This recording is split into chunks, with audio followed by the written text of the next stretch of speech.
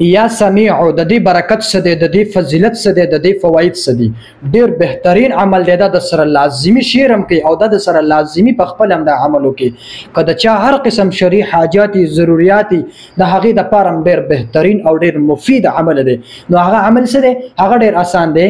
یا سمیع دا به چې کوم دی 500 مرتبه د چاش د مونځ نه بعد، کله چې د چاش مونځ وکړي د هغې نه بعد به 500 مرتبه یا سمیع یا سمیع دا به ووایې او بیا به سجدې له لاړ شي. په سجده کې به د الله نه سوال وکړي چې یا رب کریمه زما دا عمل دی دا راته چې کوم دی الله جل شانه ته سوال وکړه چې یا الله پاکه زما دغه حاجت زما دغه ضرورت یا الله پاکه دا ته پوره کړي.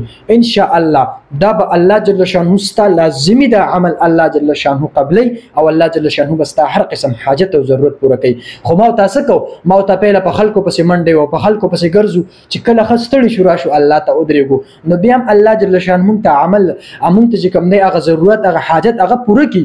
خو دا ده چې مونږ پسې وکړېږو. دا ولې چې مونږ پهله چې کوم دی په خلکو پسې ګرځو. نو دا دنیا خو خلکو نه ده پیدا کړې، دا خو الله جل شانه پیدا کړې. نو پهله مو تعالی پکار دي چې کله په مونږ مصیبت راشي، تکالیف راشي یا دغه شان څه ضرورت مو راشي، نو فورا مونږ ته متوجه کېږو، الله جل شانه ته متوجه کېږو، سجدې لزو، په سجده کې د الله نه غواړو. نو ان شاء الله الله جل شانه به مونږ ته چې کوم دی د رحم د رحمت په نظر ګوري او الله جل شانه زموږ هر قسم حاجت او ضرورت پوره